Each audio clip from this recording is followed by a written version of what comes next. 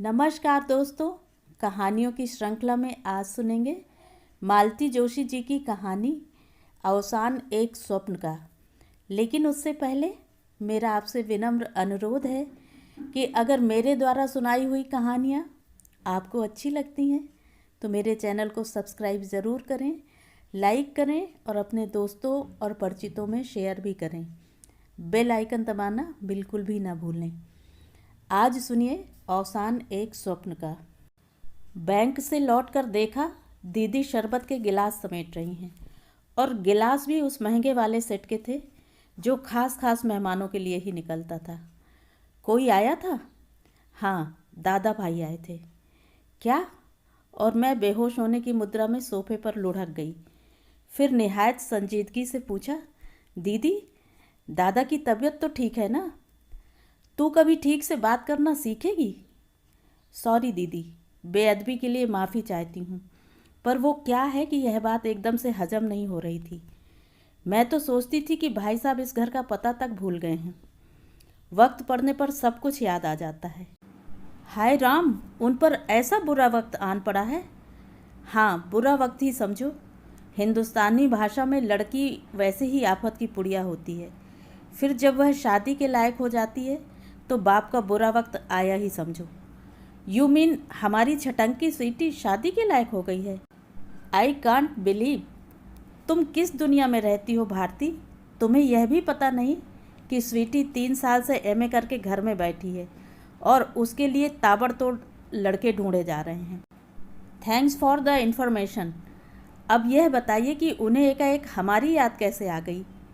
देर से ही सही, शायद उन्हें यह ख्याल आया हो कि पहले घर की इन 2 लड़कियों को निपटा देना चाहिए, फिर अपनी बेटी के बारे में सोचना उचित होगा। माय डियर भारती, क्या तुम उन लोगों से इस तरह की सदा सहायता की आशा कर सकती हो? जहाँ तक मेरा प्रश्न है, मुझे तो उन्होंने कब से इस लाइन से खारिज कर दिया है, क्योंकि भाभी जिस तिस से कहती फिरती हैं कि अब इतनी बड़ी लड़की के लिए कोई जूते थोड़े ही चटकाता है। वह तो अपना दूल्हा खुद ढूंढ लेती हैं। हाँ, और आप में उतने गट्स नहीं हैं, और जब तक बड़ी बहन बैठी हुई है, छोटी के लिए तो सोचा ही नहीं जा सकता। How sad. और मैं झूठ मूठ मुँह लटका कर बैठ गई। दीदी बेचारी खुद मेरे लिए चाय बना कर ले आई। ए लड़की, अब नाटक बंद, हाथ मुँह धोकर कपड़े बदलो। मैंने चाय का कप हाथ में लेते हुए कहा, दीदी मणि, गम गलत करने का कोई और उपाय आपके पास नहीं है? जब देखो बस चाय। दीदी ने इस बार मुझ पर एक चपत जड़ दी और हंसती हुई किचन में चली गई। हम दोनों के बीच एक अलिखित समझौता है। दीदी का कॉलेज सुबह का है, इसलिए सुबह घर मैं देखती हूँ। शाम को मेन्यू दीदी तय करती हैं। वह बड़ी तन्मयता से सब्जी की डलिया टटोल रही थी, सावित्री को शाम के खाने के निर्देश दे रही थी, और मैं सोच रही थी कि क्या ये सचमुच उतनी ही निर्लिप्त हैं जितनी ऊपर से दिखाई देती हैं? क्या उनके मन पर जरा सी भी खरोच नहीं आई है? जबकि स्वीटी की शादी की बात सुनकर मैं भीतर तक तिलमिला उठी थी। मैं दुखी होने का सिर्फ नाटक नहीं कर रही थी, मन में सचमुच कुछ चुभ रहा था। चाय पीकर मैं नहाने चली गई। नहाने से जी कुछ हल्का हुआ। मेरा पुराना खिलंदड़ापन लौट आया। एक हल्का ढीला सा चोंगा पहनकर मैं दीवान पर पसर गई और मैंने कहा, तो आरती जी, आपने यह तो बताया ही नहीं कि परम पूजनीय भ्राताश्री हमारे गरीब खाने पर क्यों तशरीफ़ लाए थे। हम उनकी क्या मदद कर सकते हैं? वैसे उनकी कृपा से शादी ब्याह के मामले में हम लोग तो एकदम सिफर हैं। उन्हें तो किसी अनुभवी बल्लेबाज से सलाह लेनी चाहिए। देवी जी, भ्राताश्री को ना तो हमारी मदद की ज़रूरत है ना सलाह की। उनका वश चलता तो हमारे पास सीधा शादी का कार्ड ही पहुंचता। तो फिर उनकी बेबसी का कारण क्या है? इस बार जो आईएएस लड़का उन्होंने तलाश किया है, उसकी बहन मेरे कॉलेज में ही पढ़ाती है। कौन? कुंजलता प्रसाद। तुम नहीं जानती, इसी साल अपॉइंटमेंट हुआ है। पिता रिटायर्ड डिस्ट्रिक्ट जज हैं। कुंजलता के पति भी तिलहन संघ में कोई बड़ी तोप हैं। बड़ी हाई फाई फैमिली है।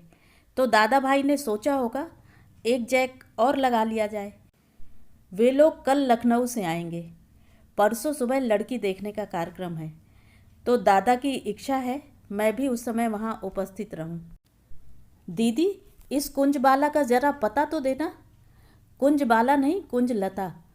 उसका पता लेकर क्या करोगी? उसे आगाह कर दूंगी कि अगर अपने माँ बाप की खैर चाहती हो तो यह रिश्ता मत होने देना। उनका बुढ़ापा तो बिगड़ेगा ही, तुम्हारा पीहर भी छिन जाएगा। कैसी बातें करती हो? ठीक ही तो कह रही हूँ। उस धरती में अच्छा बीज कभी पनप ही नहीं सकता। देख बिन्नो, दादा ने चाहा कि मैं उनकी थोड़ी सी सिफारिश कर दूं। अगर हम वह नहीं कर सकते तो कम से कम चुप तो रह सकते हैं। किसी की बहन बेटी की शादी में विघ्न डालने में पाप लगता है, जानती हो। फिर यह तो अपनी ही बेटी है, और मित्र को धोखे में रखना पाप नहीं है। कम से कम उसे इतना तो समझा दो कि अपनी अम्मा के गहने समेट कर अपने लॉकर में रख लें, नहीं तो उड़न छू हो जाएंगे। Bharti, you are really impossible. मुझे पता था कि दीदी मुझे उस कुंज बिहारनी का पता कभी नहीं बताएंगी। बता भी देती तो क्या मैं चली जाती? बस वह तो अपना गुबार निकालने का एक प्रयास भर था। सच, बड़ा मन होता है कभी कभी कि इन लोगों की असलियत लोगों पर जाहिर की जाए। बड़े सोफिस्टिकेटेड बनते हैं, पर भीतर से क्या हैं यह हमसे बेहतर कौन जानता है। आज अपने मतलब से बहन की चौखट पर आए हैं, नहीं तो कई बार राखी भाई दूज भी सूने निकल जाते हैं। साल में यही 2 दिन थे जब हम उनके आलीशान बंगले पर जाते थे। एक बार हमने भाभी को कहते सुन लिया, लो आ गई देवियाँ चौथ वसूलने। उस दिन के बाद वहाँ जाना छोड़ दिया। दीदी तो शायद भैया को इस बात का पता भी न लगने देती, पर मैंने फ़ोन पर साफ साफ कह दिया। यह भी जता दिया कि मन हो तो हमारे गरीब खाने पर चले आया करें। हम यथाशक्ति यथाभक्ति टीका कर देंगे। अगर ना आ सके तब भी कोई मलाल नहीं है। दुनिया में कईयों के भाई नहीं होते, पर वे भी जी लेती हैं, हम भी जी लेंगी। विडंबना तो यह है कि हमारे एक नहीं 2 भाई हैं। बड़े के ये हाल हैं और छोटा तो सालों से दुबई में जमकर बैठा है। वहाँ से कमा कमा कर ससुराल वालों को भेज रहा है। वे उसके लिए महल तामीर कर रहे हैं, पर जिसने उसे इस लायक बनाया है उसकी सुध लेने की उसके पास फुर्सत नहीं है। दुख तो यही है कि दीदी ने ऐसे नालायक के लिए अपने सारे सुख ताक पर रख दिए, अपना जीवन होम कर दिया। एक जमाना था जब लोग हमारे परिवार की मिसाल दिया करते थे। लगता है उन्हीं की नज़र लग गई और वे सुहाने दिन सपना होकर रह गए। पापा रेवेन्यू में क्लास 1 ऑफिसर थे, माँ सुघड़ गृहिणी थी, 2 भाई 2 बहनें। दादा इंजीनियर बन गए थे, दीदी एमए कर रही थी। गगन को उसी साल बेंगलोर में दाखिला दिलवाया था। मैं शायद 8वीं या 9वीं में थी। दादा भाई के इंजीनियर होते ही रिश्तों की बाढ़ सी आ गई थी। रिश्ते भी ऐसे ऐसे कि मुंह में पानी आ जाए। एक सज्जन तो ज़बरदस्ती लड़की दिखा गए। लड़की क्या थी, सोने का टुकड़ा था। भैया को तो रीझना ही था। माँ पापा भी मना नहीं कर सके। नानी ने दबी जबान से कहा, पहले लड़की को निपटा लेते, बाद में लड़कों का मन कैसा हो जाएगा कोई कह नहीं सकता। पापा बोले, उसकी भी हो जाएगी, पहले एमए तो कर लेने दो, और यहाँ लड़के की परवाह किसे है, अभी तो मैं बैठा हूँ। बेचारे पापा, उन्हें क्या पता था कि उनकी इस गर्वोक्ति को विधाता चुनौती के रूप में ले लेगा। दीदी का रिजल्ट आने को था। भाभी प्रसव के लिए पीहर गई हुई थी। पूरा घर प्रतीक्षारत था, पर एक तीसरी ही खबर ने हम सबको पत्थर बना दिया। पापा, जो हमेशा की तरह हंसते हुए टूर पर गए थे, कभी वापस नहीं लौटे। लौटा उनका निश्चेतन शरीर। भाभी को ताज़िंदगी यह मलाल रहा कि ससुर की असामयिक मृत्यु ने उनके पुत्र के जन्मोत्सव का उल्लास छीन लिया था। इस अपराध के लिए उन्होंने पापा को कभी क्षमा नहीं किया। कितने ही वर्षों तक वे उसका जन्मदिन पीहर जाकर मनाती रहीं। बाद के वर्षों में उन्होंने यह परहेज भी छोड़ दिया। कहती, मरे हुए को कोई कितने दिन रोएगा, आखिर बच्चों के भी कुछ अरमान होते हैं। दुख और आघात से माँ एकदम जड़ हो गई थी। कच्ची गृहस्थी थी और भविष्य सामने मुँह बाए खड़ा था। उसकी पहली झलक महीने भर के भीतर ही मिल गई। श्राद्ध कर्म आदि से निवृत्त होने के बाद गगन बेंगलोर जाने की तैयारी कर रहा था। एक दिन खाना खाते हुए उसने पूछ लिया, दादा, इस सोमवार का रिजर्वेशन करा लूँ? पढ़ाई का काफ़ी नुकसान हो रहा है। दादा ने एक बार हम सब की ओर देखा और फिर गला खखार कर बोले, अच्छा हुआ जो तुमने खुद ही यह विषय छेड़ दिया। मैं तुमसे बात करने ही वाला था कि अब यह बैंगलोर वाला प्रोजेक्ट छोड़ दो, यहीं रहकर बीएससी वगैरह कर लो। पापा थे तब बात और थी, पर मैं तुम्हारा बैंगलोर का खर्च नहीं उठा सकता। हम सब लोग सकते में आ गए। दादा यह क्या कह रहे हैं? छोटे का करियर क्या यूं ही अधर में छोड़ देंगे? और जो 40,000 डोनेशन दिए हैं उसका क्या होगा? आजकल तो लाखों में बात होती है, पर उन दिनों 40-50 हज़ार में काम हो जाता था। बड़ी देर बाद माँ ने हिम्मत की, बेटा समीर, यह तुम कैसी बातें कर रहे हो? आखिर तुम्हें भी तो हमने पढ़ाया था। क्या बिना पैसे खर्च किए ही तुम इंजीनियर बन गए थे? माँ, खर्च तो सबकी पढ़ाई पर होता है, पर यह वाजिब हो तो अच्छा लगता है। मेरे एडमिशन के लिए आपको इतने रुपए नहीं लुटाने पड़े थे। मैं अपनी मेरिट के बल पर ही प्रवेश पा गया था। गगन की जिद पर पापा ने इतना बड़ा जुआ खेला। मैं तो तब भी इसके खिलाफ था, पर उस समय पापा खर्च कर रहे थे।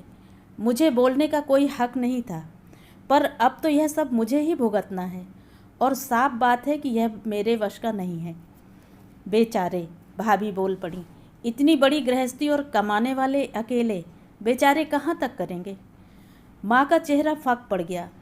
बहू रानी ने खतरे की पहली घंटी बजा दी थी। गगन भैया का भी मुंह इतना सा निकल आया था।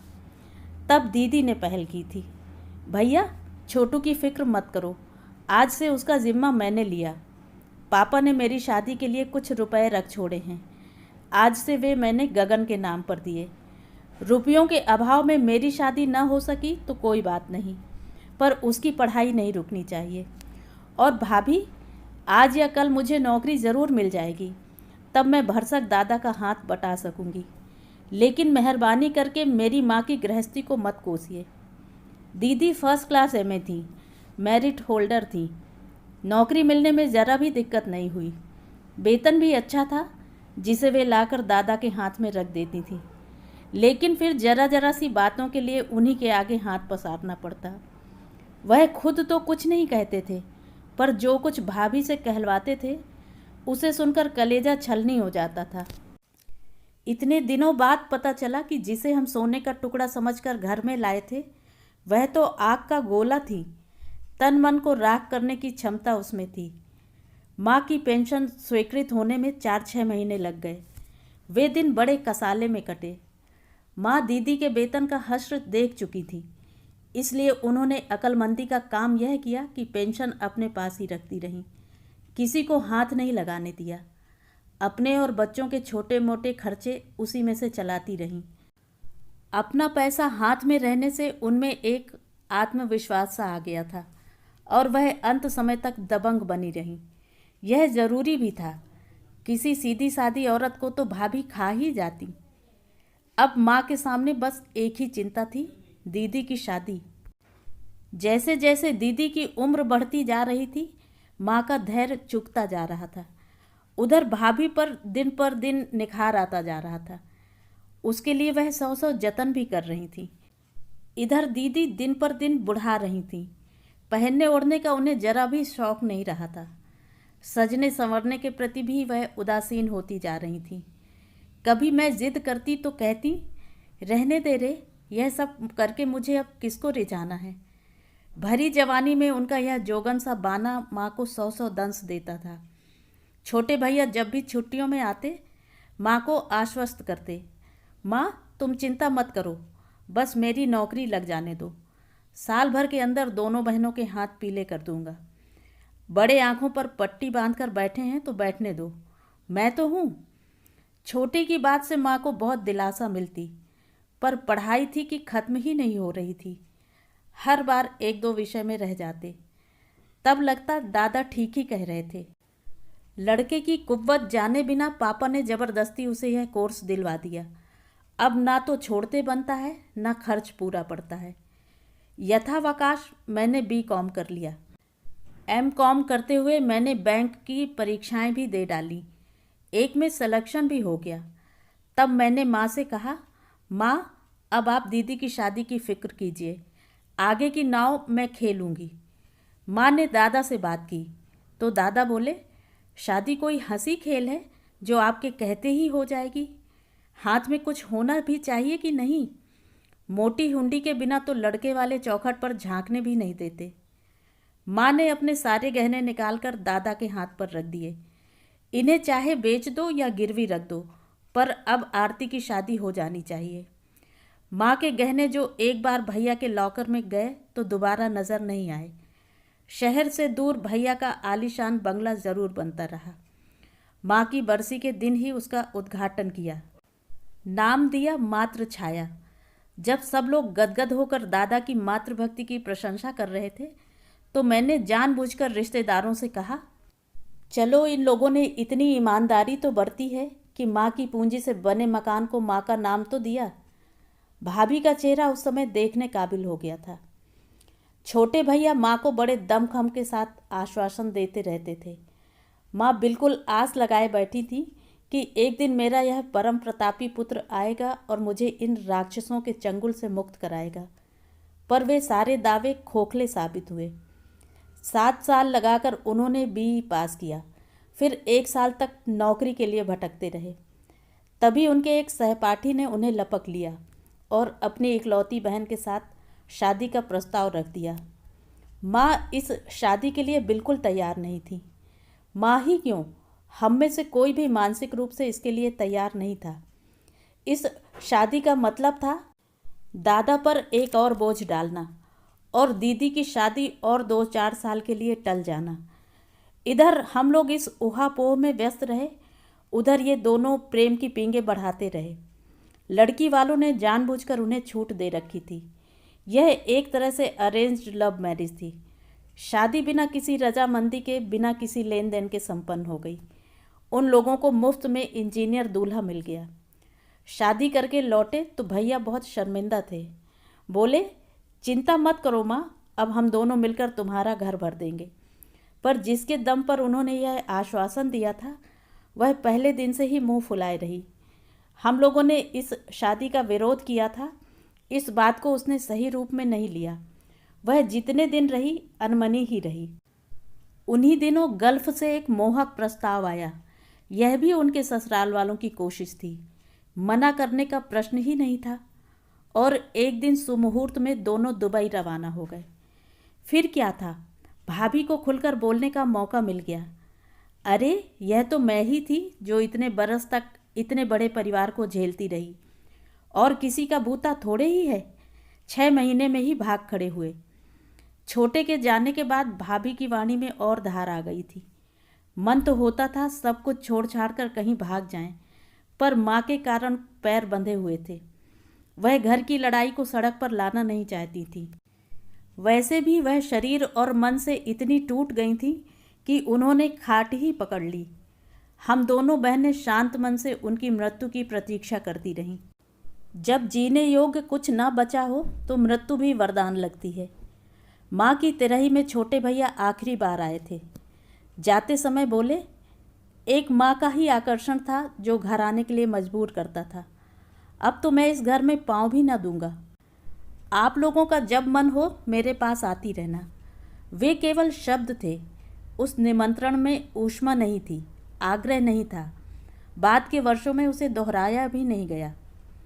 हम लोगों को पता भी न था, पर माँ मरने से पहले एक बड़ा काम कर गई थी। मकान वह हम दोनों के नाम कर गई थी।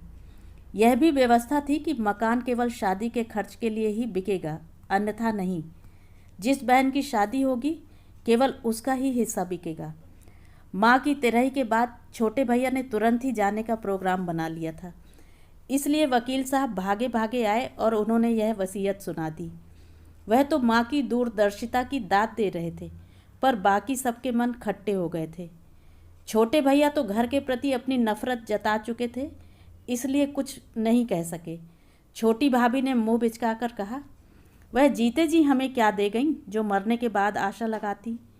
बड़ी भाभी तो अपना दिखावे का रोना भी भूल गईं। अपनी इमेज का ख्याल ना होता तो वह वहीं माँ को कोसना शुरू कर देती। दादा का चेहरा लेकिन ऐसा हो गया था कि देखकर दया आ रही थी। भरे गले से बोले, इसका एक ही अर्थ निकलता है कि माँ को मुझ पर विश्वास नहीं रहा। इतने दिनों तक इतना सब किया, उसका अगर यही फल है तो यही सही। साल बीतते न बीतते वे अपने बंगले में रहने चले गए। महानगरों में 14-15 किलोमीटर की दूरी नहीं लगती, पर जो फासला दिलों में आ गया था वह अखरने वाला था। इतने दिनों बाद दादा भाई को आज अपनी बहन की याद आई है, वह भी इसलिए कि शिवानी के लिए आईएएस दूल्हा तजवीज़ करना है। इस लड़की का नाम दीदी ने बड़े चाव से अपनी प्रिय लेखिका के नाम पर रखा था, पर वह नकचढ़ी बिल्कुल अपनी माँ की बेटी है, कभी सीधे मुंह बात नहीं करती। अपनी काइनेटिक पर पूरे शहर का चक्कर लगाती रहती है, पर कभी इधर झांकने भी नहीं आती। ऐसी लड़की के लिए मैं कोई सिरदर्द नहीं लेती, पर दीदी तो हमारी सौजन्य की प्रतिमूर्ति हैं। नियत दिन नियत तिथि पर ईमानदारी से तैयार हो गईं। मुझसे भी कहा कि चली चलो, पर मैं राजी नहीं हुई। तुम तो जानती हो दीदी कि मुझे जबान को लगाम देना नहीं आता। कुछ उल्टी सीधी बात मुंह से निकल गई तो सारा शो बिगड़ जाएगा। ज़रा अपनी जबान पर काबू रखना सीखो। खैर, यह तो अब अगले जन्म में संभव होगा, पर तुमको भी मैं इस तरह सिलबिल सी नहीं जाने दूंगी। वे लोग क्या कहेंगे? कोई वे लोग मुझे देखने आ रहे हैं तो क्या हुआ?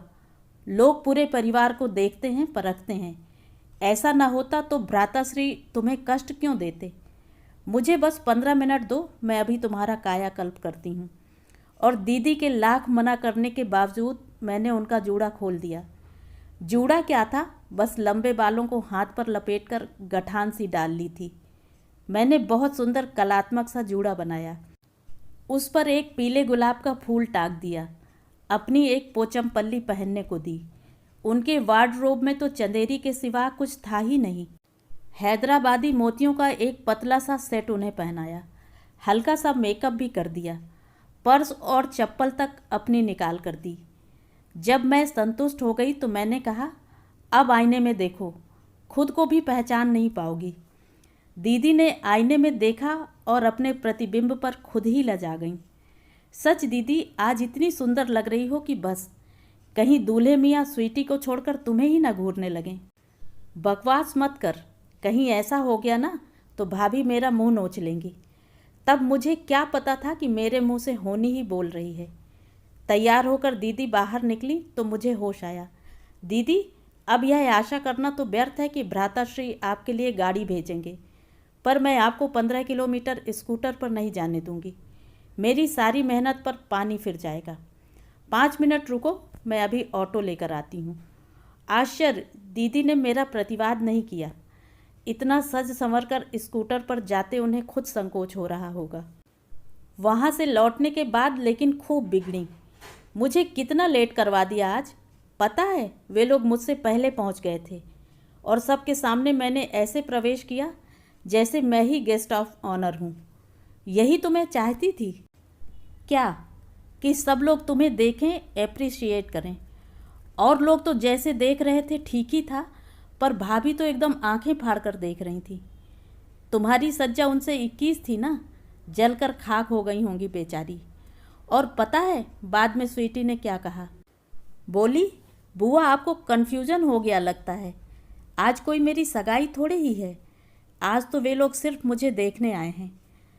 उससे कहना हमारी बद्दुआएं लगती रही तो तेरी सगाई कभी होगी भी नहीं। चुप कर, कुछ भी बके चली जाती है।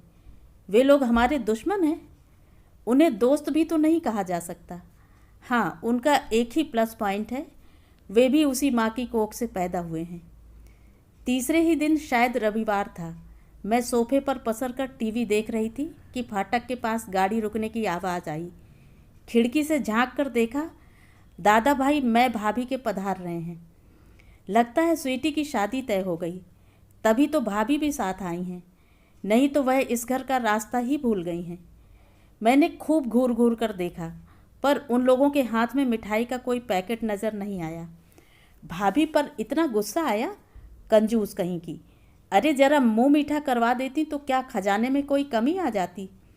मैंने भरसक प्रसन्न मुद्रा में दोनों का स्वागत किया। दोनों मातमी सूरत बनाकर घर में घुसे और मुंह लटकाकर सोफे पर बैठ गए। दीदी अभी अभी नहाकर निकली थी और पीछे आंगन में बाल सुखा रही थी। मैंने कहा, आरती जी, आरती का थाल सजाकर बाहर लाइए, लक्ष्मी नारायण आए हैं। मतलब दादा भाभी आए हैं। अरे वाह! दीदी का चेहरा खुशी से चमक उठा।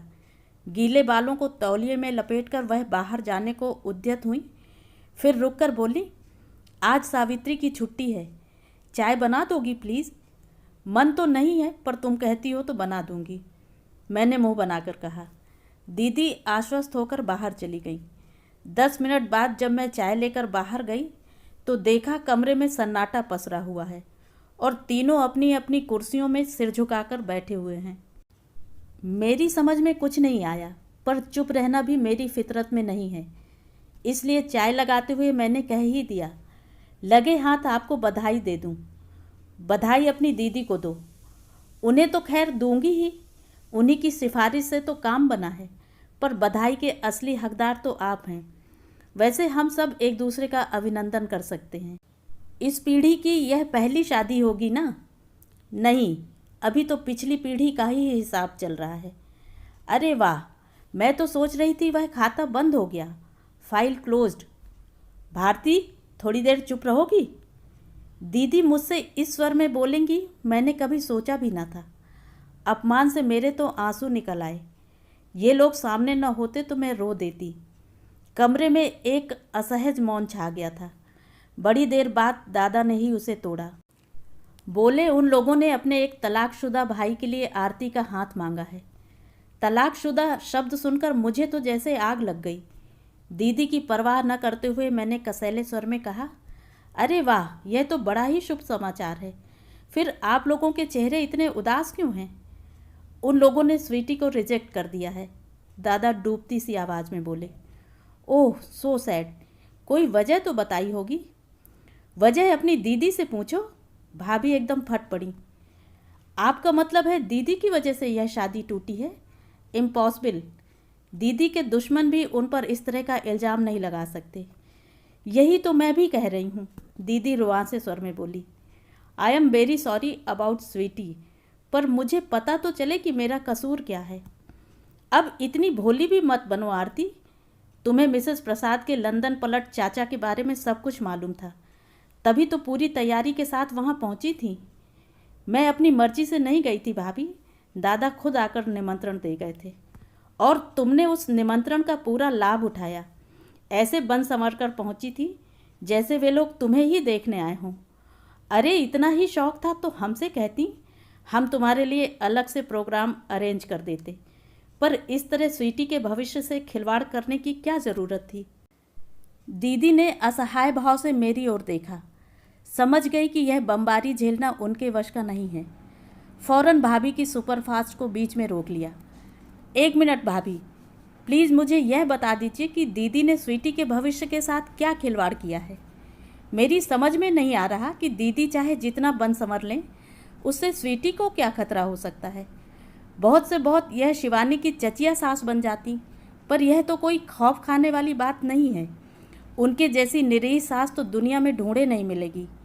खैर, आपको एक बात बता दूं, उस दिन दीदी को मैंने ही तैयार किया था। यह तो हमेशा की तरह सिलबिल सी चली जा रही थी। मैंने ही कहा कि दादा की प्रेस्टीज का सवाल है, वहाँ बड़े बड़े लोग आएंगे। तुम ऐसे लस्टम पस्टम चली जाओगी तो क्या इम्प्रेशन पड़ेगा? अरे इम्प्रेशन तो उसने खूब जमाया था। पॉलिटिक्स, लिटरेचर, म्यूजिक, स्पोर्ट्स, कोई विषय हो, हर विषय पर अपना ज्ञान बघारती रही, धुआंधार बोलती ही रही। स्वीटी को तो मुंह खोलने का मौका ही नहीं दिया।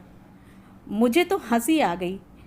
स्वीटी बेचारी मुंह खोलती भी तो क्या बोलती। Michael Jackson, Alisha Chinoy, Sidney Sheldon और बोल्ड एंड ब्यूटीफुल के आगे तो उसकी दुनिया ही नहीं है।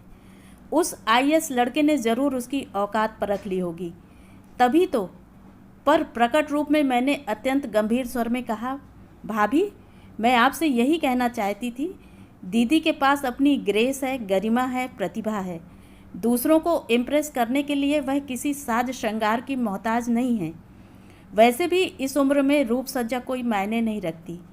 वह तो मेरी ही जिद थी जो उन्होंने पूरी की। दोष अगर देना है तो मुझे दीजिए। भाभी कुछ नहीं बोली, मुँह फुलाए बैठी रहीं। कमरे में फिर एक चुप्पी पसर गई। कुछ देर बाद मेरा तो दम घुटने लगा। सोचा कि इस बैठक का अब समापन ही कर देना चाहिए, इसलिए बड़े ही नाटकीय अंदाज में कहा, स्वीटी के लिए सचमुच मुझे बड़ा दुख हो रहा है। Better luck next time. हो सकता है उसके भाग में इससे भी अच्छा दूल्हा हो, पर इस समय आपकी जो मनाह स्थिति है उसे मैं समझ सकती हूँ। पर इसके बावजूद आप यह संदेश देने यहाँ तक आए, सचमुच यह आपका बड़प्पन है। भाभी एकदम भड़क गईं। हम कोई संदेश वंदेश देने नहीं आए, समझी? ऐसे महात्मा नहीं हैं हम तो सिर्फ यह बताने के लिए आए हैं कि तुम लोगों ने हमारे साथ कितनी घटिया हरकत की है, और यह भी कह देते हैं कि कल को अगर शादी करो तो हमें कन्यादान का न्योता मत देना, हम नहीं आएंगे। भाभी प्लीज़ ज़रा मेरी बात तो सुनिए। तुम चुप रहो दीदी, हर बात पर क्षमा याचना की मुद्रा में खड़े होने की ज़रूरत नहीं है। इस बार मैंने दीदी को डपट दिया और फिर भाभी से मुखातिब हुई। हाँ तो किस दान की बात कर रही थी आप? दीदी कोई आलू बैगन है कि उन्होंने मांगा और आपने उठाकर दे दिया? वैसे भी आपको कन्यादान का हक कहाँ पहुँचता है? यह अधिकार तो उसका होता है जो कन्या का पालन पोषण करता है। कम से कम आप लोग तो इसका दावा नहीं कर सकते। सुना आपने, इतने दिनों तक जो किया है उसका यह फल मिल रहा है। इतने दिनों तक आपने क्या किया है इसका लेखा जोखा अकेले में अपने आप से मांगिएगा। कम से कम अपने आप से तो आप झूठ नहीं बोल पाएंगी। Enough of it. भाभी एकदम उठकर खड़ी हो गईं। उनके साथ साथ दादा भी उठ गए। इतनी देर बाद एहसास हुआ कि दादा कब से चुप बैठे हुए थे। इस गर्मा गर्म बहस में उन्होंने जरा सा भी हिस्सा नहीं लिया था। समझ गई कि दादा आज अपनी मर्जी से नहीं आए हैं। अपनी भड़ास निकालने के लिए भाभी उन्हें यहाँ खींच कर ले आई हैं। भाभी तो दनदनाती हुई बाहर निकलकर गाड़ी के पास खड़ी हो गई थी। दादा जूतों के तमसे बांधने के बहाने थोड़ी देर रुके रहे। जाते हुए अस्फुट स्वर में जैसे अपने आप से बोले, शिवानी बहुत नर्वस हो गई है। She has taken it very badly. हम सभी इस रिश्ते से बहुत आस लगाए थे। उन लोगों के जाते ही मुझ पर जैसे हंसी का दौरा पड़ गया। दीदी ने कोई 4-5 बार डांट लगाई होगी, तब जाकर मेरा दिमाग दुरुस्त हुआ। दीदी, अब आया ऊँट पहाड़ तले। भगवान ने इन्हें इसीलिए बेटी दी है कि ये माँ बाप का दर्द समझ सकें। अब इन्हें समझ में आएगा कि माँ कितना तड़पी होंगी, कितना तरस तरस कर मरी है माँ। उनकी आत्मा का श्राप इन्हें ज़रूर लगेगा, देखना। चुप कर, अब एक भी शब्द बोली तो ठीक नहीं होगा। बत्तीसी है कि आफत, जो कहती है वही सच हो जाता है। वो इसलिए दीदी कि मैं जो कहती हूँ सच्चे मन से कहती हूँ। मेरी अंतरात्मा से वह आवाज़ निकलती है। अब उस दिन तुम्हें तैयार करते हुए मैंने सोचा था, बस कर, अब उसकी याद भी मत दिला। सोच कर भी शर्म आ रही है। आज तक किसी से इतनी कड़वी बातें नहीं सुनी थी। तुम्हारी कृपा से आज वह भी सुन ली। उन बातों पर मत जाओ दीदी, वे तो अपनी भड़ास निकाल रही थीं। किसी का गुस्सा किसी पर उतार रही थी। तुम ही तो बता रही थी कि स्वीटी के लिए 3 साल से दूल्हा ढूंढा जा रहा है। फिर इतने दिन बात क्यों नहीं बनी? तब तो तुम बीच में नहीं थी ना। पर अब यह बेकार का बवाल हो गया। हमेशा के लिए संबंध खराब हो गए। पहले कौन से अच्छे थे? फिर भी भारती, उस दिन थोड़ी अति ही हो गई। मुझे ही थोड़ा अकल से काम लेना था। बेकार तुम्हारी बातों में आ गई। नहीं दीदी, जो कुछ हुआ है बिल्कुल ठीक हुआ है। ये लोग जो तुम्हें खारिज किए बैठे थे, तो मैं भ्राताश्री को दिखा देना चाहती थी कि तुम्हारी शादी की उम्र अभी बीती नहीं है। You can still get proposals. What A proposals, दीदी ने कहा और चाय के बर्तन समेटकर भीतर चली गईं। वॉट ए प्रपोजल्स, दीदी का यह रिमार्क उनकी नाराज़गी व्यक्त कर रहा था। यूँ तो पहली बार दादा के मुंह से तलाकशुदा शब्द सुनकर मुझे भी ताव आ गया था, पर अब बैठकर ठंडे दिमाग से सोचती हूँ तो लगता है इसमें गलत क्या है। इस उम्र में दीदी को कुंवारा पति तो मिलने से रहा, फिर परिस्थितियों से समझौता करने में क्या हर्ज है। इतनी समझदार हैं दीदी, फिर इतनी सीधी सी बात क्यों नहीं समझती? ऐसा नहीं है कि दीदी के लिए अच्छे प्रस्ताव आए ही नहीं, बहुत आए थे। दादा की उदासीनता के बावजूद आए थे। कई लोगों ने तो व्यक्तिगत रूप से पेशकश की थी, पर दीदी ने किसी को लिफ्ट नहीं दी। उनके सामने एक ही समस्या थी, मैं। जो अब भी बरकरार है। मेरा प्रण है कि दीदी से पहले शादी नहीं करूँगी, और दीदी यह ठान कर बैठी हैं कि पहले मुझे विदा करेंगी। लगता है इस पहले आप वाले चक्कर में हम दोनों का बुढ़ापा आ जाएगा। उसकी कल्पना से ही मेरी रूह कांप उठती है। खाना खाते समय मैं बहुत अनमनी सी हो रही थी। दीदी की पैनी नज़रों से यह बात भला कैसे छिपती। बोली, बेबी क्या बात है, कुछ भी तो नहीं, फिर खाना क्यों नहीं खा रही हो? खा तो रही हूँ। क्या खाक खा रही हो? बस घंटे भर से दाल में चम्मच घुमाए जा रही हो। तुम तो यह भी नहीं बता पाओगी कि आज सब्जी क्या बनी है, क्योंकि अभी तुमने थाली की ओर झांका भी नहीं है। सॉरी दीदी, मैंने हार मान ली। दरअसल आज मेरा मूड बहुत ऑफ हो रहा है। क्यों? मुझे उन लोगों पर रश्क आ रहा है जो दूसरी शादी के लिए तैयार खड़े हैं और घर वाले उनके लिए भी रिश्ते ढूंढ रहे हैं। काश हमारे भी सिर पर कोई होता। यह तुमसे किसने कह दिया कि तुम्हारा कोई सरपरस्त नहीं है? अभी तो मैं बैठी हूँ। तुम हाँ तो करो, रिश्तों की लाइन लगा दूंगी।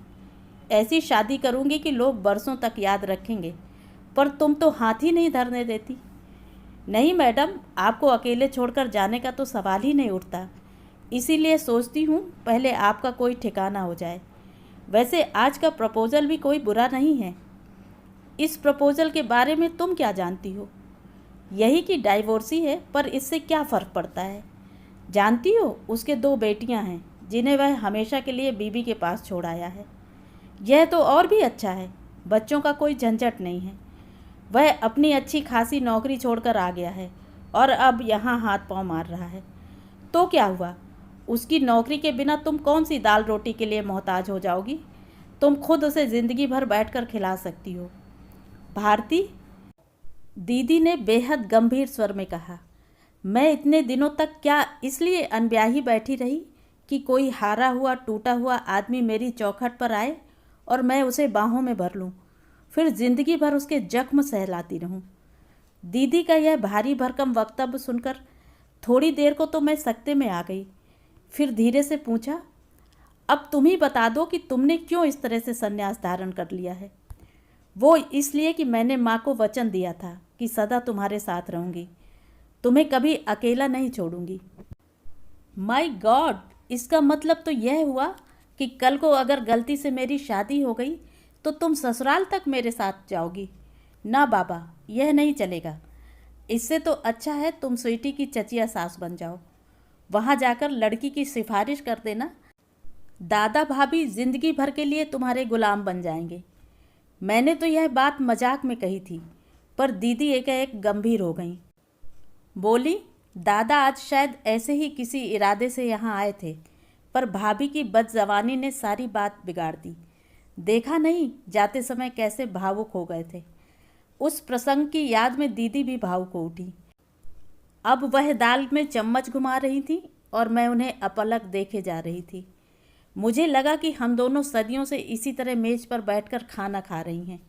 हमारे बाल सन की तरह सफ़ेद हो गए हैं। मुंह में दांतों का नया सेट लगा हुआ है।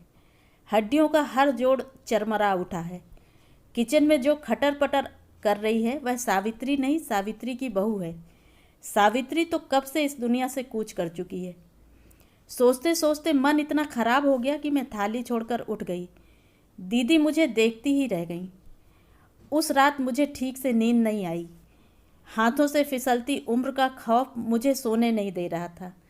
मेरा खिलंदड़ापन, मेरी शरारतें, मेरी मस्खरी सब एक ऊपरी आवरण था। भीतर से मैं बेहद डरी हुई थी। बढ़ती उम्र का एहसास इतनी तीव्रता से पहले कभी नहीं हुआ था। दीदी मुझे अक्सर प्यार से बेबी कहती थी और बैंक की नौकरी के बावजूद मैं अंतर्मन से बेबी ही बनी हुई थी। पर स्वीटी की शादी की चर्चा ने मुझे बौखला दिया था। लग रहा था कि मैं एकदम सीनियर बैच में आ गई हूँ और यह ख्याल बड़ा डरावना था। विवाह मेरे लिए सिर्फ शारीरिक आवश्यकता नहीं थी, वह एक मानसिक भूख भी थी। एक स्थिर और सुरक्षित जीवन की चाह मेरे भीतर करवट ले रही थी। माँ ने मुझे एक घर दिया था, पर वह घर अपना कभी नहीं लगा।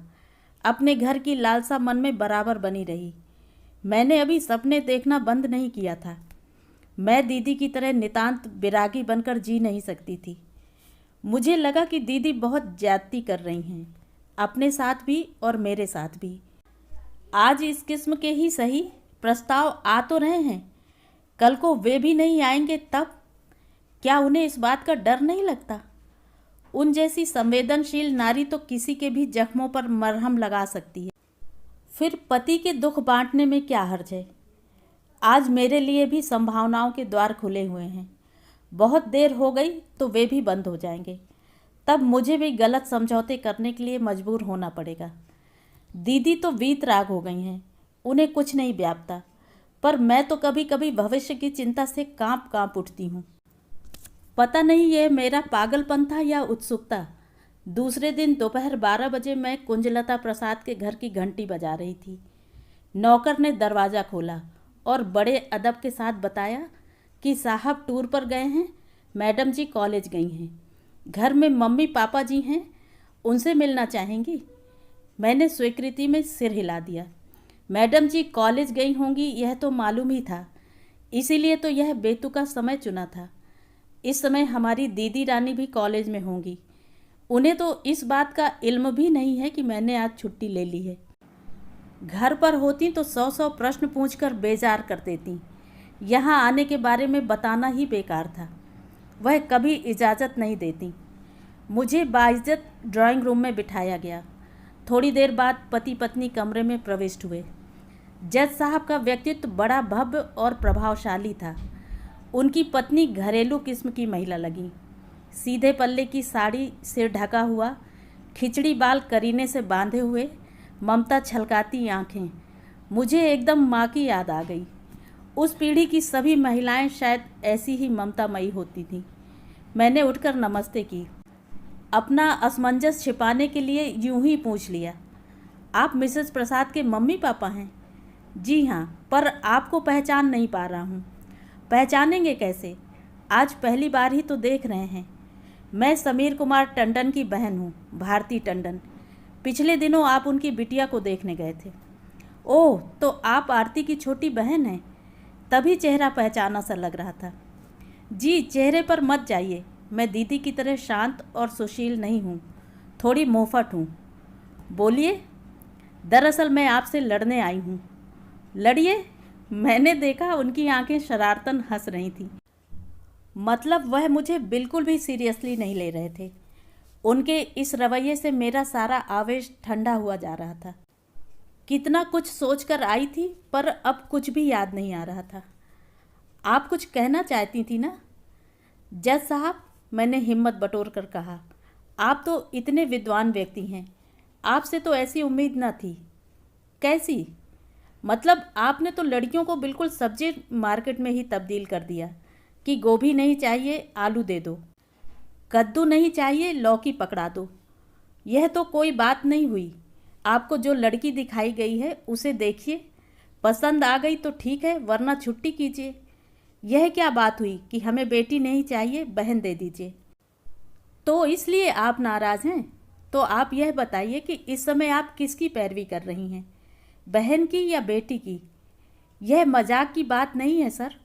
पता है आपकी इस पेशकश ने भाई बहन के बीच कितनी बड़ी दरार पैदा कर दी है। मैं उसके लिए माफ़ी चाहता हूँ। देखिए, लड़के की पसंद नापसंद पर तो हमारा वश नहीं था। आपकी बहन हम लोगों को बहुत अच्छी लगी, इसलिए मांग ली। यही ना? अरे, आपके मांगने से ही हो जाएगा क्या? हमारी भी तो कोई पसंद नापसंद हो सकती है। बिल्कुल हो सकती है, होनी ही चाहिए। इसीलिए तो हमने फ़ोन करके अपने भाई को बुलवा लिया है। अपनी दीदी की ओर से आप मुआयना कर लीजिए। और उन्होंने भीतर की ओर मुँह करके भारी भरकम स्वर में आवाज़ दी, सनातन। आया भाई साहब, दूर किसी कमरे से उत्तर आया। मैं एकदम सकपका गई। इस प्रसंग के लिए मैं बिल्कुल तैयार नहीं थी। मैं तो सिर्फ यह देखने आई थी कि इस प्रस्ताव में कितना दम है। क्या सचमुच ये लोग इतने सीरियस हैं? कमरे में जो व्यक्ति प्रविष्ट हुआ उसका व्यक्तित्व तो जज साहब की तरह भारी भरकम नहीं था। वह लंबा, गोरा और छरहरा था। बाल घुंघराले थे और सुनहरे फ्रेम के भीतर से झांकी आंखें सम्मोहक थीं। कुल मिलाकर वह व्यक्ति अपनी उम्र को मुगालता सा देता लगा। अरे भाई, बिटिया के लिए कुछ चाय वाय तो मंगवाओ, जज साहब ने पत्नी को आदेश दिया और फिर मुझसे मुखातिब होते हुए बोले, my younger brother Sanatan UK में था, अब रिटायरमेंट लेकर स्वदेश लौट आया है। वहाँ तो सुना है रिटायरमेंट एज 65 है, फिर आप? आई एम 48, उन्होंने तपाक से उत्तर दिया। मैंने वॉलेंटरी रिटायरमेंट ले लिया है। स्वदेश की याद यहाँ खींच लाई या वहाँ जी उब गया? ये दोनों बातें एक साथ भी तो हो सकती हैं। आपने वहाँ की नागरिकता ले ली थी? जी नहीं, मैं अब भी भारतीय नागरिक हूँ and I am proud of it. आपके बच्चे? वे ब्रिटिश नागरिक हैं और रहेंगे। और भी कुछ पूछना है? मैंने देखा चश्मे के भीतर से उनकी आंखें शरारतन हंस रही थीं। इस पूछताछ के दौरान वे आंखें बराबर मुझ पर टिकी हुई थीं और मुझे असहज बना रही थीं। इजाज़त हो तो मैं भी कुछ पूछ लूँ, मसलन आपका नाम? ओह सॉरी, जज साहब एकदम बोल पड़े, मैं इनका परिचय देना तो भूल ही गया। यह मिस टंडन हैं। क्या करती हैं यह तो मुझे नहीं मालूम। हम लोग सुबोध के लिए इनके भाई की बेटी को देखने गए थे। सुबोध को तो बिटिया पसंद नहीं आई। जज साहब की पत्नी चाय लगवा कर ले आई थी, पर हमें उसकी बुआ बहुत भा गई। बुआ से मतलब मेरी दीदी से है, कृपया किसी गलत फहमी में ना रहें। मैंने सनातन को सचेत किया। भारती जी, हमें तो आप भी बहुत भा गई हैं। जज साहब बोले, काश मेरा एक भाई और होता। तलाकशुदा? तलाकशुदा क्या, तुम्हारे लिए तो? तलाकशुदा पसंद हो तो मैं भी प्रस्तुत हूँ, सनातन ने कहा। नो यंग मैन, हम तुम्हें इसकी इजाज़त नहीं दे सकते। बिजलियों से बहुत खेल चुके हो तुम। अब तुम्हें एक शांत, सौम्य, सुशील पत्नी की ज़रूरत है और हमने वैसी ही लड़की ढूंढ ली है। सबसे बड़ी बात तो यह है कि वह खुद भी मोहभंग का दुख झेल चुकी है, तो तुम्हारी पीड़ा को अच्छी तरह समझ सकेगी। यह आप किस मोहभंग की बात कर रहे हैं? मैंने हैरत से पूछा। आपके भाई साहब से ही मालूम हुआ था। क्या? यही कि कोई एक अफेयर था जो परवान नहीं चढ़ सका। तब से वे जोगन बन गई हैं। शादी का नाम तक लेने से उन्हें चिढ़ होती है। दुख और आवेश से मेरा चेहरा एकदम लाल हो गया, होंठ थरथरा उठे। जज साहब ने ज़रूर इसे लक्ष्य किया होगा। बोले, क्या मैं कुछ गलत कह गया हूँ? I am really sorry, but नहीं, आप गलत क्यों कहेंगे? गलत तो उन्होंने कहा है जो दीदी के अविवाहित रहने के लिए जिम्मेदार हैं। अपनी गलती छिपाने के लिए उन्होंने यह कहानी गढ़ ली है। यह घर की बात थी, घर में ही रह जाती तो अच्छा था, पर दीदी के बारे में ऐसा कुप्रचार हो और मैं चुप रह जाऊं, यह तो नहीं हो सकता। तो सुन लीजिए, दीदी शादी नहीं कर सकी क्योंकि छोटे भैया की पढ़ाई बाकी थी और बड़े भाई ने साफ इनकार कर दिया था। वह अनब्याही रह गई क्योंकि घर में बूढ़ी बीमार माँ थी और उन्हें देखने वाला कोई नहीं था। वह अविवाहित रह गई क्योंकि मेरी परवरिश करनी थी, और सबसे बड़ी बात यह है कि उनकी शादी के लिए आज तक किसी ने पहल नहीं की और खुद अपना दूल्हा ढूंढने के संस्कार हमारे परिवार में नहीं थे, इसीलिए उनकी शादी नहीं हो सकी। बात करते करते मेरा गला भर आया। मैं एकदम उठ खड़ी हुई। अच्छा, अब मुझे इजाज़त देंगे। Thanks for the time you gave me. अरे बिटिया, चाय तो पीती जाओ, जज साहब की पत्नी बोली। गृहिणियों को हमेशा मेहमानों को खिलाने पिलाने की ही पड़ी रहती है और बातों से उन्हें कोई सरोकार नहीं होता, पर जज साहब मेरी बात समझ रहे थे। दोनों भाई मेरे साथ ही उठ खड़े हुए और मुझे छोड़ने बाहर तक आए। पोर्च में एक नीली मारुति खड़ी हुई थी। डॉक्टर सनातन ने उसका दरवाज़ा खोलते हुए कहा, let me have the pleasure. No thanks, मैं ऑटो कर लूँगी। चली जाओ बेटी, इसी बहाने यह भी तुम्हारा घर, तुम्हारी दीदी को देख लेंगे, जज साहब बोले। अब कोई चारा ही न था। चुपचाप जाकर गाड़ी में बैठ गई। अपनी सनी न लाने का बेहद पछतावा हो रहा था। दरअसल सनी पर बैठकर घर ढूंढना मुझे बेहद उबाऊ लग रहा था। ऑटो रिक्शा में यह सुविधा रहती है कि पूछताछ का काम ड्राइवर कर लेते हैं। काफ़ी देर तक मैं गुमसुम बैठी रही। जब मुझे होश आया तो देखा गाड़ी शहर के पश्चिमी छोर पर चली जा रही है। हम लोग कहाँ जा रहे हैं? मैंने घबराकर पूछा। मुझे क्या मालूम कहाँ जा रहे हैं, जब तक आप अपने घर का अता पता नहीं बताएंगी, मैं इसी तरह निरुद्देश घूमता रहूँगा। मैं झेप गई। मैंने उन्हें ज़रूरी दिशा निर्देश दिए और कहा, आप घर तो चल रहे हैं, पर एक बात मन से बिल्कुल निकाल दीजिए कि वहाँ भी दादा के घर की तरह शाही सरंजाम होगा। एक तो हम उतने बड़े लोग नहीं हैं, दूसरे पहले से कोई सूचना भी नहीं थी। पहली बात तो यह है कि मैं आपके दादा के यहाँ की दावत में शरीक नहीं था, इसलिए उस शाही सरंजाम के बारे में कुछ नहीं जानता। दूसरी बात यह है कि आप भी अपने मन से यह ख्याल निकाल दें कि मैं वहाँ आपकी दीदी को देखने जा रहा हूँ। तो फिर मैंने तो यह पेशकश इसलिए की है कि इसी बहाने आपका साथ थोड़ी देर और मिल जाएगा। मतलब, अब आप इतनी भी बच्ची नहीं हैं कि मतलब ना समझ सकें। मैं कानों तक लाल हो आई। वह स्वर, वे शब्द, वह दृष्टि तन मन को पुलक से भर दे रहे थे। मैं जानती थी पश्चिम में पुरुषों के लिए यह भाषा आम है। डॉक्टर सनातन भी स्त्री दाक्षिण्य का प्रदर्शन कर रहे हैं, पर मेरे लिए तो यह अनुभव नया था। अपनी बौखलाहट छिपाते हुए मैंने कांपते स्वर में कहा, जनाब, शायद आप भूल रहे हैं कि आपके लिए मेरी दीदी का इंतखाब हुआ है, पर आप मुझे अपनी दीदी से ज़्यादा अच्छी लगी। इसका क्या करूं? यह आप कैसे कह सकते हैं? मेरी दीदी को देखे बिना आप यह कंपैरेटिव स्टेटमेंट कैसे दे सकते हैं? भारती जी, जब से स्वदेश आया हूँ, रिश्तों की जैसे बाढ़ सी आ गई है। अब तक दर्जनों लड़कियाँ देख चुका हूँ, पर आपको देखकर लगा कि मेरी तलाश पूर्ण हो गई है। मेरा दिल इतनी ज़ोर से धड़का कि लगा उछलकर बाहर आ जाएगा। यह व्यक्ति तो किसी भी युवती का स्वप्न पुरुष हो सकता है, और यह कह रहा है कि मैं उसकी तलाश का अंतिम बिंदु हूँ। आनंद गंगा से मैं जैसे नहा उठी, पर भीतर ही भीतर मन कचोटने लगा। यह तो दीदी के साथ सरासर बेईमानी होगी। क्या मैं इसीलिए इतनी ललक के साथ वहाँ गई थी? क्या मेरे अंतर्मन में यह इच्छा पहले से छिपी बैठी थी? फिर मैं इतनी हर्ष विभोर क्यों हो रही हूँ? दीदी को देखे बिना खारिज कर देना एक तरह से अन्याय होगा ना। उन्हें देखने का तो सवाल ही नहीं उठता। उन्होंने ट्रैफिक पर नज़रें गड़ाए हुए कहा, I want A women with clean slate. मेरे कान एकदम झंझना उठे। प्लीज़ 1 मिनट गाड़ी रोकिए, मैंने कहा। उन्होंने आश्चर्य से भरकर मुझे देखा और फिर सड़क के एक किनारे लेकर गाड़ी रोक दी। Any problem? कुछ नहीं, अभी आपने जो कहा था उसे ठीक से सुन नहीं सकी थी। Will you please repeat it? मैंने कहा कि I want A women with clean slate. Hindi में अनुवाद कर दूं? मैं ऐसी पत्नी चाहता हूं जिसका कोई इतिहास न हो। मेरी पहली पत्नी रोज़ नया इतिहास रचती थी, इसीलिए मैं उसे छोड़ आया हूँ। क्रोध से मेरा पूरा शरीर जैसे जल उठा। मुझे लगा कि अभी इसी वक्त इस आदमी का गला दबा दूं, ताकि वह ऐसी गंदी बात दोबारा न कह सके। आवेश के कारण बड़ी देर तक मेरे मुंह से कोई बात ही नहीं निकली।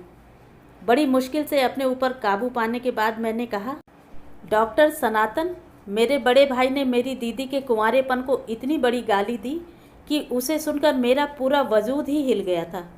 पर आपकी बात सुनकर तो मैं एकदम राख हो गई हूँ। आप खुद तलाकशुदा हैं, 2 बच्चों के बाप हैं, पर अपनी भावी पत्नी का तथाकथित अफेयर भी आपसे हजम नहीं हो रहा। आश्चर्य है। इसमें आश्चर्य की कोई बात नहीं है भारती जी। मैं विशुद्ध भारतीय संस्कारों में पला हुआ व्यक्ति हूँ। विदेश में 15 वर्ष रहने के बाद भी मैं गर्व से कह सकता हूँ कि मुझ में वे संस्कार अब भी मौजूद हैं। इसमें तो कोई शक ही नहीं है। आप में भारतीय पुरुष के संस्कार कूट कूट कर भरे हुए हैं। भारतीय पुरुष जो खुद तो एक के बाद एक शादी रचाता जाता है, पर पत्नी ऐसी चाहता है जो दूध की धुली और गंगा जल सी पवित्र हो। थैंक यू डॉक्टर, आपने मुझे अपना असली चेहरा दिखा दिया। Thanks and goodbye. मैंने उनकी प्रतिक्रिया की प्रतीक्षा नहीं की और गाड़ी से उतर पड़ी। एक ऑटो को हाथ देकर रोका और उसमें चढ़ गई। उसे पता ठिकाना बताया और आंख बंद करके सीट पर टिक गई। मेरा दिमाग बुरी तरह भन्ना रहा था। 1 घंटे के भीतर मैंने पुरुष के 2 घिनौने और कुत्सित रूप देख लिए थे और मुझे सारी पुरुष जाति से घृणा हो गई थी। इन 2 में से एक तो मेरे पितृतुल्य बड़े भाई थे, दूसरा पुरुष मेरा बहुत कुछ हो सकता था। यह झटका न लगता तो मैं मोहविष्ट सी उसकी ओर खींची चली जा रही थी। ईश्वर को धन्यवाद दिया कि मैं बाल बाल बच गई। घर पहुंचकर देखा दीदी कॉलेज से अभी अभी लौटी थी। अभी उन्होंने कपड़े भी नहीं बदले थे। मुझे टैक्सी से उतरते देखा तो एकदम बाहर आ गई। आज इतनी जल्दी कैसे आ गई? तबीयत तो ठीक है ना? मैं यही सोच रही थी कि आज गाड़ी क्यों नहीं ले गई। लेकिन अगर जी ठीक नहीं था तो जाने की क्या ज़रूरत थी? किसी को दिखाया भी या? ओफो दीदी, मैं एकदम फट पड़ी। मुझे घर में आने दोगी या थानेदार की तरह सवाल ही किए जाओगी? दीदी बेचारी सहम कर एक किनारे हो गई। मैं तीर की तरह भीतर घुसी और सोफे में धंस गई। मेरा दिमाग घूम रहा था, सिर दर्द से फटा जा रहा था। कमरे में बेहद घुटन हो रही थी। लगता था जैसे हवा का एक कण भी कहीं शेष नहीं है। तभी ठंडी हवा का एक झोंका तन मन को सहला गया। आँख खोलकर देखा किसी ने पंखा फुल स्पीड पर चला दिया था। इतनी सोच और समझ दीदी के सिवा और किसके पास हो सकती थी। 10 मिनट बाद सेंटर टेबल पर एक गिलास आ गया था। उसमें तैरते बर्फ के टुकड़े देखकर ही मन में ठंडक पड़ गई। गिलास उठाकर मैं एक सांस में ही पूरा गटक गई। मेरी खास पसंद का पेय था, नींबू का ताज़ा शरबत। उसे पीते ही मैं तरोताज़ा हो आई। मन अब जरा सम पर आने लगा था। आते ही सोफे पर निढाल होकर पड़ गई थी। अब उठकर बैठ गई। किसी ने मेरे हाथ से गिलास लेकर मेज पर रख दिया था। और कौन होता? दीदी ही थी। मेरा मूड ठिकाने पर आया देखकर वह मेरे पास आकर बैठ गई और मेरे बालों में उंगलियां पिरोते हुए बोली, अब बता किससे लड़कर आई है? दीदी तो पूरी जासूस हैं, उनसे कुछ भी छिपाना असंभव है। फिर भी मैंने मुंह बनाकर कहा, क्या मतलब? मैं क्या जिस जिस से लड़ती ही रहती हूँ? तो बताओ कहाँ गई थी, क्या करने गई थी? तुम्हारा रिश्ता तय करने गई थी। आई सी। तो फिर बात जमी नहीं यही ना, इसीलिए लड़कर आई हो ना? उनसे भला क्यों लड़ूंगी? लड़ाई तो मुझे भगवान से करनी है। हाय राम, उस बेचारे ने क्या बिगाड़ा है? अरे इतनी बड़ी दुनिया में एक भी पुरुष ऐसा नहीं बनाया जो तुम्हारी ऊंचाई को छू सके। सब के सब बौने हैं। यह भी कोई बात हुई?